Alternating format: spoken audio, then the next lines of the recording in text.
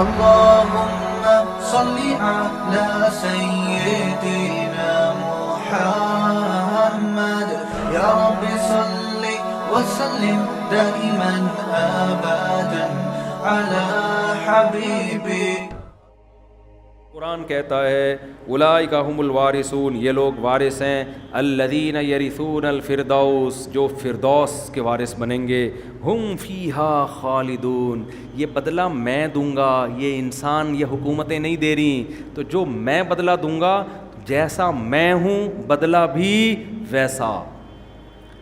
آج لبرل اور ایتھیس لوگ جنت کا مذاق اڑاتے ہیں کہ یار اتنی عیاشی کی چیزیں یہ مولوی لوگ بیان کرتے ہیں، جنت میں حوریں ہوں گی، نہریں ہوں گی، باغات ہوں گے اور موتی کے محلات ہوں گے. بھائی جنت اگر خدا نے بنائی ہے اور نزلاً اکرام کے لیے بنائی ہے، نیک بندوں کے بدلے میں بنائی ہے کہ کچھ کرو گے تو ملے گی، اس کی جتنی تعریف کی جائے کم ہے. انسان کی عقل جب غلط استعمال ہوتی ہے نا تو پاگل ہو جاتا ہے. وہ عقل جو ہے نا، عقل یہ ہدایت جب وحی کے نور سے استعمال ہوتی ہے تو صحیح، ورنہ یہی عقل انسان کو الٹی چیزوں کی طرف لے کے جاتی. جنت اگر اللہ بنا کے دے رہا ہے تو اس کی جتنی تعریف کی جائے کم ہے. تبھی تو قرآن کہتا ہے فَلَا تَعْلَمُ نَفْسٌ مَّا أُخْفِيَ لَهُم مِّن قُرَّةِ أَعْيُنٍ. اللہ خود کہہ رہا ہے کہ میں جو جنت کی تعریفیں کرتا ہوں، اس میں حوریں، اس میں باغات، اس میں جو ہے قطوفہا دانیہ، درختوں کے پھل جھکے ہوئے ہوں گے، اور ایسا موسم، نہ اس میں دھوپ نہ گرمی، ایک جیسا ٹیمپریچر، ایک ہمیشہ کی جوانی. اللہ کہتے ہیں یہ میں تمہیں سمجھانے کے لیے. حقیقت یہ ہے کہ کسی نفس کو خبر نہیں ہے، نہ کسی کے دل میں خیال گزرا کہ میں نے اپنے بندوں کے لیے ان کی آنکھوں کی ٹھنڈک کا کیسا سامان چھپا کے رکھا ہوا ہے. یہ دیکھ کے پتہ چلے گا، یہ بتانے سے پتہ نہیں چل سکتا. تو قرآن کہہ رہا ہے ایک نمبر لوگوں کے لیے اولئک هم الوارثون، یہ لوگ وارث ہیں، الذین یرثون الفردوس، جو فردوس کے وارث بنیں گے. وارث کا کیا مطلب؟ باپ کی جائیداد بالآخر بیٹے ہی کے پاس آتی ہے، چاہے وہ محنت کرے یا نہ کرے. اللہ کہتے ہیں یہ جنت کے والے وارث تم ہی بنو گے. جیسے باپ کی وراثت بیٹے سے کوئی چھین نہیں سکتا، یہ جنت بھی تم سے کوئی چھین نہیں سکتا، لازمی ملے گی اگر ان اعمال کو اختیار کرو گے. آگے قرآن کہتا ہے، فوراً ایک اشکال ہوتا ہے، اے اللہ یہ جنت ملے گی کب؟ قرآن کیسے انسان کی نفسیات کو جانتا ہے نا. ہم تو مر کے مٹی ہو کے ختم ہو جاتے ہیں، یہاں تو ہمیں کوئی جنت ونت نظر نہیں آتی. تو قرآن کیا کہتا ہے؟ اس وقت ملے گی جب دوبارہ زندہ ہوگے. انسانی عقل کہتی ہے دوبارہ زندہ کیسے ہوں گے بھائی، قبروں میں تو ہڈیاں ختم. قرآن آگے دلیل دیتا ہے وَلَقَدْ خَلَقْنَا الْإِنسَانَ مِنْ سُلَالَةٍ مِّن طِينٍ. اللہ کہتے ہیں ہم نے تمہیں بنایا کیسے، اس پروسیس کو تو دیکھو. مٹی سے اسپم بنتے ہیں. ماں اور باپ گوشت کھائیں گے یا سبزیاں کھائیں گے، یہی ہوتا ہے نا. وہ سبزیاں کہاں سے نکلی ہیں بھائی؟ جو ماں اور باپ جس سے ایگز بنتے ہیں اور اسپم بنتے ہیں وہ کس خوراک سے بنتے ہیں نا. وہ خوراک یا تو گوشت ہوگی یا سبزی ہوگی. سبزیوں میں آلو ہے، پیاز ہے، ٹماٹر ہے، پالک ہے، جو بھی ہے، گوبھی ہے. آپ زمین کو کھودتے ہو، اس میں کیا آلو پیاز ٹماٹر نظر آتا ہے آپ کو؟ اتنا سا بیج ہوتا ہے. اس بیج میں ایک سافٹ ویئر انسٹال ہوتا ہے جس کا کام یہ ہوتا ہے، اگر وہ خربوزے کا بیج ہے اس میں ایک سافٹ ویئر ہے جس کا کام صرف زمین، گوبر، پانی، مٹی کو میسج دینا ہے کہ اس دفعہ گوبر، پانی، مٹی کے ملاپ سے خربوزہ بنانا ہے. وہ صرف اس کے لیے رکھا ہوا ہے، وہ بیج خربوزہ ہے نہیں. تبھی وہ بیج تو ختم ہو چکا ہوتا ہے تھوڑے دنوں میں. آم کی گٹلی زمین کو میسج دیتی ہے کہ پانی ملے گا، دھوپ ملے گی تو کیا بننا ہے؟ آم. وہ مٹی ہے جس کو ایسے خوبصورت مراحل سے گزار کر ہمارا رب انار، آم، خربوزے، انگور بناتا ہے. اور گوشت جب کھاتے ہیں تو وہ گوشت بھی جانوروں نے زمین کی چیزوں کو کھا کے، وہ بھی کس سے؟ اسی سے تو گوشت بنتا ہے. مٹی ہے، قرآن کہہ رہا ہے جو اتنے پروسیس سے گزارتا ہوں. سب سے پہلے مٹی سے، مٹی کے خلاصے سے تمہیں میں کیا کرتا ہوں؟ تمہیں میں نے بنایا. ثم جعلناہ نطفۃ، پھر میں نے اس کو نطفہ بنایا، اسپم بنایا. اسی خوراک کے ذریعے کیا بنتا ہے؟ باپ کے جسم میں، مرد کے جسم میں اسپم بنتے ہیں، جس کو قرآن نطفہ کہہ رہا ہے، فی قرار مکین، اس کو ماں کے رحم میں ایک مضبوط ٹھکانہ دیتا ہوں میں. آپ نیٹ پہ سرچ کریں، ایک قطرے میں ملینز جرمز ہوتے ہیں، ملینز، جو خوردبین سے نظر آتے ہیں، لیکن اور اتنے دھاگے جیسے، لیکن اللہ کہتے ہیں ماں کے رحم میں اس کو زبردست ایسا پاورفل ٹھکانہ دیتا ہوں کہ ٹس سے مس نہیں ہوتا، ہل نہیں سکتا وہ اپنی جگہ سے. جب کروڑوں اسپم میں سے ایک اسپم کامیاب ہوتا ہے نا ماں کے بیضے میں، انڈے میں جانے میں، تو ایسا اس کو مضبوط ٹھکانہ دیتا ہوں. ثم خلقنا النطفة علقة، جیسے ہی اس کو ٹھکانہ ملتا ہے، اس منی کے قطرے کو میں خون کے لوتھڑے میں تبدیل کر دیتا ہوں. یہ پروسیس کتنا عجیب ہے، لیکن ہمیں عجیب کیوں نہیں لگ رہا؟ اس لیے کہ ہم اپنی آنکھوں سے ہوتا ہوا دیکھ رہے ہیں. ورنہ مٹی سے منی بنانا، منی کو پھر خون میں تبدیل کر دینا. پھر اللہ کہتے ہیں فَخَلَقْنَا الْعَلَقَةَ مُضْغَةً، اسے پھر گوشت میں تبدیل کرتا ہوں، لحم میں. پھر فَخَلَقْنَا الْمُضْغَةَ عِظَامًا، اسی میں ہڈی پیدا کرنا شروع کر دیتا ہوں. گوشت سے کیا بن رہی ہے ماں کے پیٹ میں؟ ہڈیاں بن رہی ہیں. فَكَسَوْنَا الْعِظَامَ اللَّحْمَ، اس ہڈیوں کے ڈھانچے پر خوبصورت گوشت چڑھا دیتا ہوں. ایک عجیب سی چیز نہیں نکلتی بس گوشت ہڈی بن کے، پراپر پورا انسان بنتا ہے. اسی منی سے اس کا دماغ بن رہا ہے. جب ماں روٹی کھا رہی ہے، کھانا کھا رہی ہے، اس بچے کا برین بن رہا ہے. اتنی باریک باریک رگیں بلڈ کو سرکولیٹ کرنے کے لیے کہ ان رگوں کو اگر آپ کھولیں، چاند سے گھما کے زمین پہ لے آئیں، اتنی بڑی پائپ لائنیں ہیں جن میں خون سرکولیٹ کرے گا. وہ پورے پائپ بھی ماں کے پیٹ میں بنے، ان پائپوں کو سمیٹ کے گچھا بنا کے بچے کی کھوپڑی میں اللہ نے فٹ کر کے ناریل جیسی کھوپڑی اوپر سے مضبوط بنا کے پیک کر دیا اس کے اندر. پھر دل بنا دیا اس کا، وہ دل ہارٹ بیٹ شروع ہوتی ہے، گردے، پھیپھڑے، کلیجے، یہ سارے مراحل کس سے ہو رہے ہیں؟ مٹی سے. قرآن مٹی کو کیوں فوکس کر رہا ہے؟ اس لیے کہ اعتراض یہ ہوتا ہے اللہ مٹی سے دوبارہ کیسے بنیں گے؟ تو اللہ کہتے ہیں ابھی تو مٹی سے بن رہے ہو، ابھی بھی تو مٹی سے ہی بن رہے ہو. یہ تو تم نے اپنی آنکھوں سے دیکھ لیا کہ مٹی کیسے خربوزے میں تبدیل ہوتی ہے، مٹی سے کیسے آم بنتے ہیں، مٹی سے کیسے گوشت بنتا ہے، مٹی سے کیسے منی بنتی ہے، مٹی سے کیسے ماں کے بیضہ بنتا ہے. پھر ان کا ملاپ سے، اسی خوراک سے، پھر جو مٹی سے بنتی آ رہی ہے اسی سے بچے کی آنکھ، ناک، کان، دل، دماغ، جگر، گردے، پھیپھڑے، کلیجے، یہ ساری کی ساری چیزیں بنتی ہیں. قرآن کہتا ہے ثم انشأناہ خلقا آخر، پھر ایک بالکل الگ تخلیق بنا دیتے ہیں. نخرجکم طفلا، بچہ بنا کے تمہیں ماں کے پیٹ سے باہر نکال دیتے ہیں ہم. یہ بالکل الگ چیز ہے. وہ کیا مٹی کا کھلونا ماں کے پیٹ میں بنایا، اور جب تیار ہو گیا ماں کے بطن سے باہر نکالا، اور ماں کی چھاتیوں میں اس کی خوراک کے لیے دودھ کے 2 چشمے جاری کر دی. ایتھیسٹ تو کہتا ہے اتفاق سے، ایوولوشن کا نتیجہ ہے. وہ بھائی ایوالو خود سے کوئی چیز اپنے آپ کو اتنے اچھے طریقے سے آٹومیٹیکلی نہیں کر سکتی. یہ کیا بات ہے؟ ادھر پیدا ہوا، ادھر ماں کی چھاتیوں میں دودھ، اسی مٹی سے اب کیا بن رہا ہے؟ دودھ. قرآن آگے کیا کہتا ہے؟ ثم انکم بعد ذلک لمیتون، یہ پورا پروسیس ہوتا ہے، پھر تم جوان ہوتے ہو، کھاتے ہو، پیتے ہو، اس کے بعد پھر تم دوبارہ مر جاتے ہو، مٹی ہو جاتے ہو. اب تم کہتے ہو دوبارہ کیسے اٹھیں گے؟ قرآن کہتا ہے ثم انکم یوم القیامۃ تبعثون. کوئی مسئلہ نہیں ہے جو اتنے سارے پروسیس سے گزار کے مٹی بنا سکتا ہے، وہ اس عمل کو ریورس کر کے دوبارہ انسان بنا سکتا ہے، دوبارہ بنا کے کھڑا کر دے گا اپنے سامنے. سورہ حج میں اس مضمون کو اللہ نے اور انداز سے بیان کیا. یا ایھا الناس، ہے لوگو، اگر تمہیں شک ہے کہ میں کیسے بناؤں گا، فَإِنَّا خَلَقْنَاكُم مِّن تُرَابٍ، دیکھو مٹی سے بنایا، ثُمَّ مِن نُطْفَةٍ، اس مٹی کو منی بنایا، ثُمَّ مِن عَلَقَةٍ، اسے خون بنایا، ثُمَّ مِن مُضْغَةٍ، پھر اسے گوشت بنایا. وہاں اللہ ثم کر کے، پھر یہ ثم کیوں بیان کیا جا رہا ہے؟ 2 مراحل میں بڑا فرق ہے.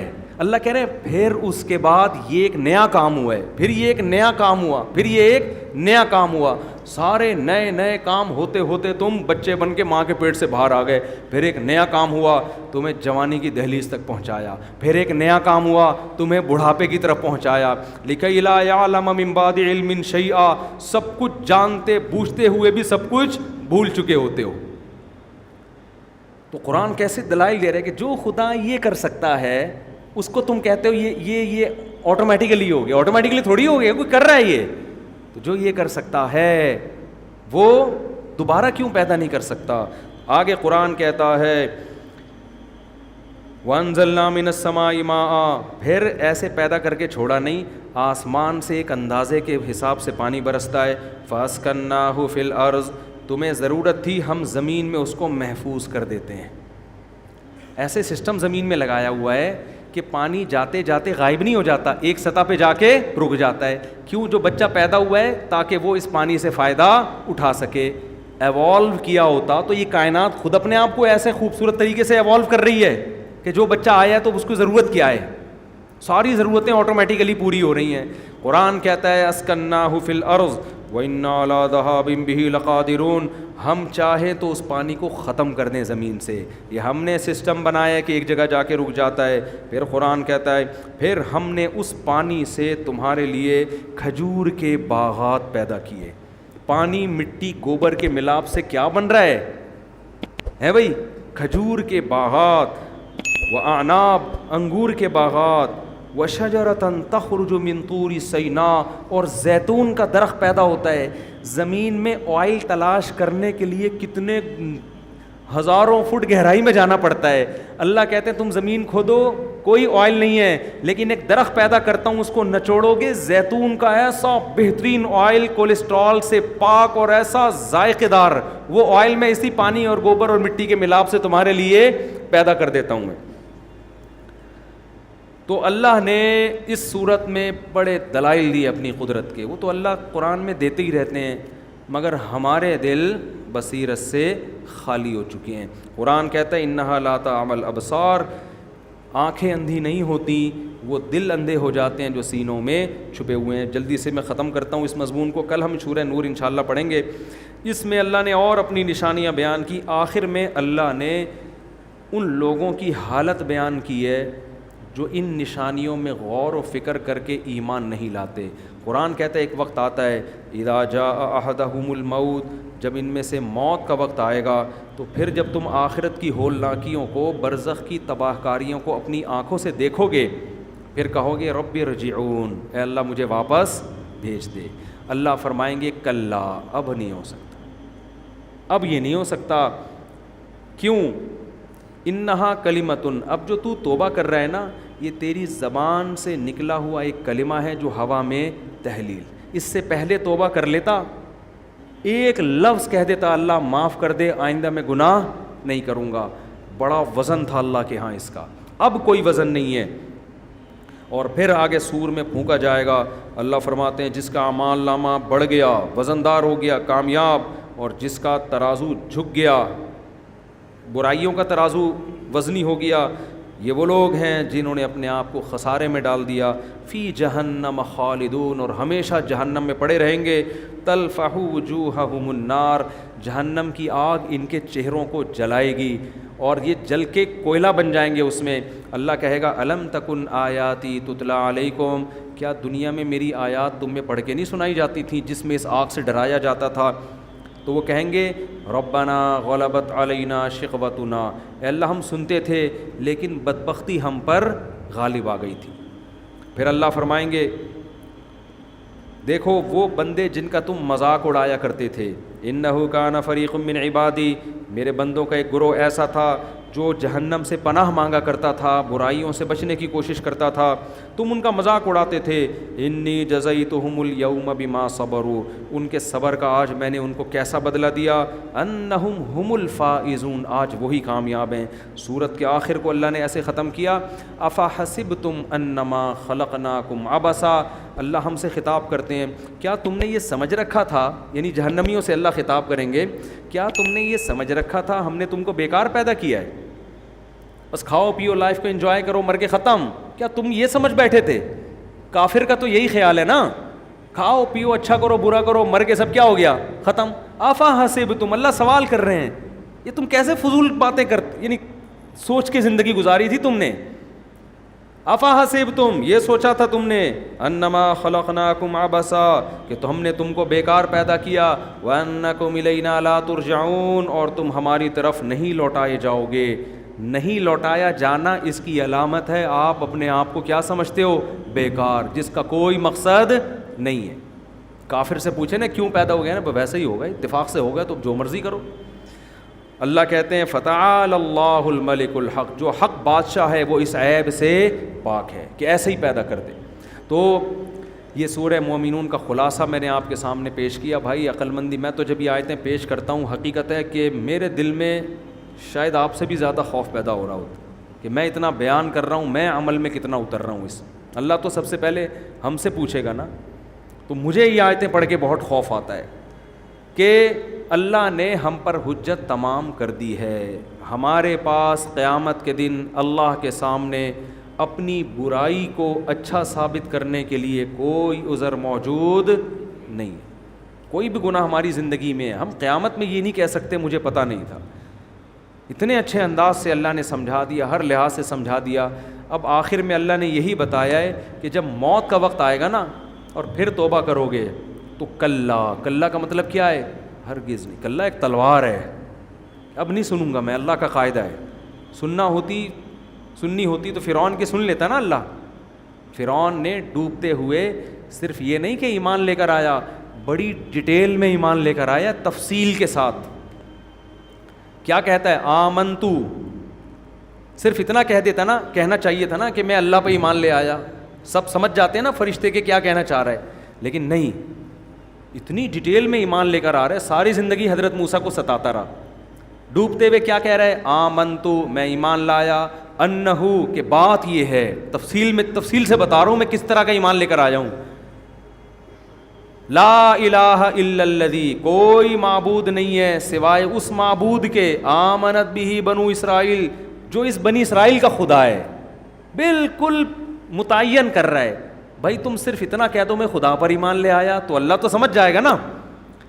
پہلے مجمل مبہم ایمان لانے کے لیے بھی تیار نہیں تھا، کہہ رہے انا ربکم الاعلی، میں سب سے بڑا ہوں، اور اب بڑی ڈیٹیل سے ایمان لے کر آ رہا ہے کہ اے اللہ میں ایمان لا رہا ہوں، یہ جو بنی اسرائیل میری غلام قوم ہے نا، یہ جس کو خدا مانتی ہے میں اسی کو خدا مانتا ہوں، صرف وہی ہے، اس کے علاوہ کوئی بھی نہیں ہے۔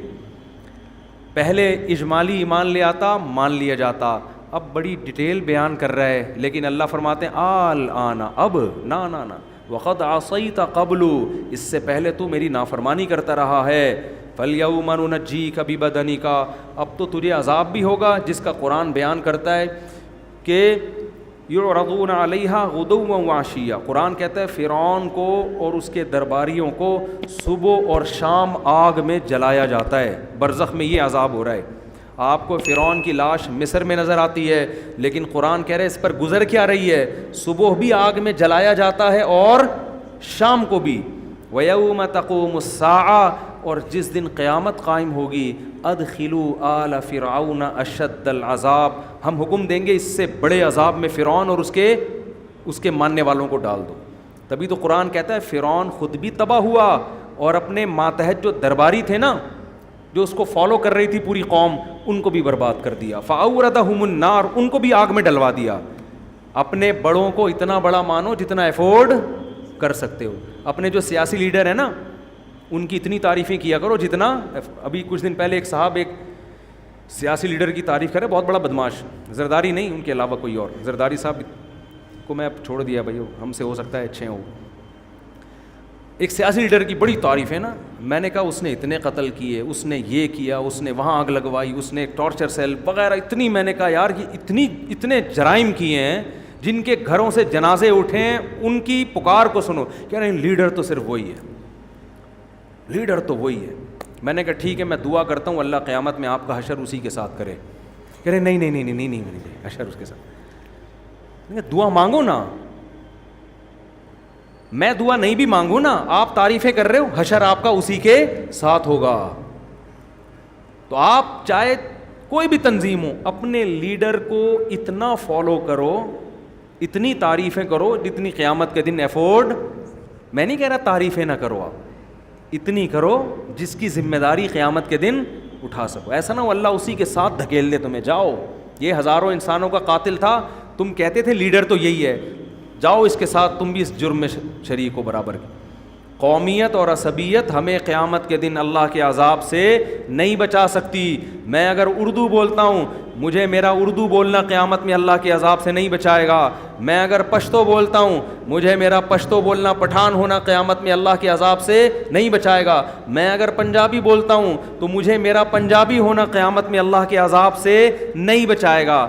کی زبان بولتا ہوں, میں اگر بلوچ ہوں, میں اگر ہند کو ہوں, یہ قومیں مجھے نہیں بچائیں گی. مجھے بچانے کے لیے اللہ نے جو قانون بیان کیا وہ اس کتاب میں ہے.